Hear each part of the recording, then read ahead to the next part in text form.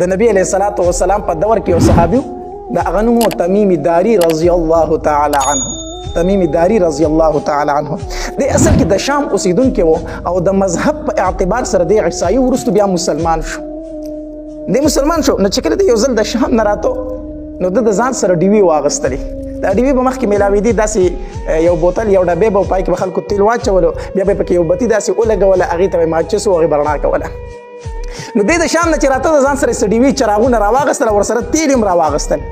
چې کله راغې ماښام ټایم ورغې مسجد نبوي کې تیاره وه هغه ډیوي ولګولې او ځای په ځای کېښودې په مسجد کې رڼا شوله. نبي علیه الصلاۃ والسلام چې مسجد نبوي ته راغې او په مسجد کې رڼا ولیده تپوس یې وکړي دا پکې چا کړې ده دا رڼا پکې چا کړې ده. یو صحابي ورته وفرمایل وی د الله پاکه پیغمبره دا خو تمیم داري هغه نوی مسلمان شوی چې دی هغه د شام نه راغلی صحابي نه دی دا هغه د ځان سره دا ډیوي د شام نه راوړي دي د الله پاکه پیغمبر دا رڼا هغه کړي په مسجد کې. نبي علیه السلام یې ښه دی ماله وغواړئ. نو چې کله دی وغوښتو داسې صحابه کرامو مجلس لګېدلی نبي علیه الصلاۃ والسلام ورته وفرمایل وی دا ډیوي تا راوړي دي په دې جومات کې دا رڼا تا کړې ده هغه د الله پاکه پیغمبر او ما کړې ده په مسجد کې تیاره وه نو شام کې دا چراغونه دا ډیوي میلاوي دي ما د ځان سره راوړي.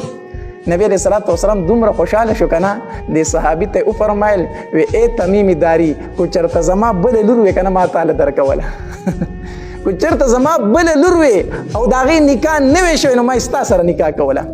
او صحابه کرام حیران شو چې نبی علیہ الصلوۃ والسلام ته خدا صحابي ډیر زیات خوښ شو.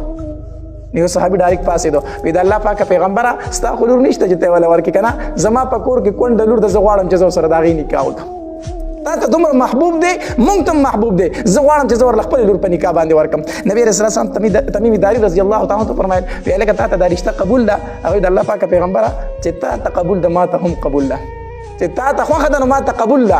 نبي رسول الله والسلام ورله په دغه مجلس کې نکاح وکړله. مسجد کې دا رڼا کول بعضې مسجدونو ته به ته لاړ شي توره تیاره به یې پکې نو دغه رنګې فنکه لګول د ګرمۍ کې رڼا کول دا ډېر زیات ثواب لري. د مسجد خدمت کول مسجد به هم په عبادت سره آبادوي هم د آبادۍ په اعتبار سره به آبادوي. د دې وجې نه حدیث مبارک کې راځي نبي علیه الصلاۃ والسلام فرمایي من بنا لله مسجدا بنا الله له بیتا فی الجنه چا چې د الله تبارک وتعالی د رضا دپاره مسجد جوړ کو الله به دله په جنت کې کور جوړ کړي.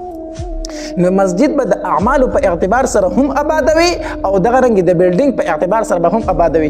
بعضې مسجدونه داسې وي چې ډېر په نخرو باندې په ډیزاین باندې جوړ شوي خو څوک ورې مانځله نه راځي. او بعضې مسجدونه داسې وي چې د مانځه خلک پکې وي خو مسجد ته چې وګوري نو بالکل خراب توراب وي د بلډینګ په د عمارت په اعتبار سره. نو مسجد کې د رڼا انتظام کول د هغې د پنکو انتظام کول د هغې د صفای انتظام کول دا ډېر لوی ثواب لري. نبي علیه الصلاۃ والسلام په زمانه کې بعضې روایتو کې راځي او سړی بعضې روایتو کې راځي چې یو بوډۍ زنانه وه هغې به د مسجد صفایي کوله. نو هغه چې کله وفات شوه صحابه کرامو د شپې وفات شوه د شپې یې دفن کړه. نبي علیه السلام هغه بوډۍ ونه لیده تپوس یې وکړو وي د مسجد هغه صفایي چې به یې کوله هغه بوډۍ ما ونه لیدله. صحابه کرامو ته وفرمایل د الله پاکه پیغمبر هغه وفات شوې ده او مونږ یې جنازه کړې مونږ د شپې دفن کړې ده. نبي علیه الصلاۃ والسلام ورته تاسو ما ته ونه ویل تاسو د هغې د جنازې نه خبر کړی نه یم ډېر سخت خفه شو. د صحابه کرام خو دا مطلب چې یو بوډۍ وه زه بس وفات شوه مونږ دفن کړه خبره خلاصه.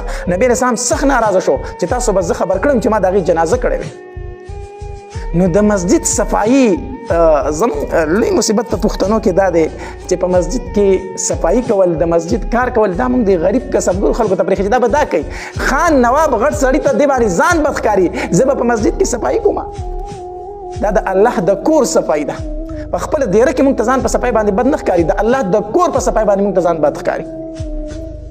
نو دا خوش قسمت دی هغه انسان. نو لہذا مسجدونه دا د بلډینګ په اعتبار سره هم ته د تعمیر پکار دی او دغه رنګې د عباداتو په اعتبار سره هم مسجدونه آبادول پکار دی.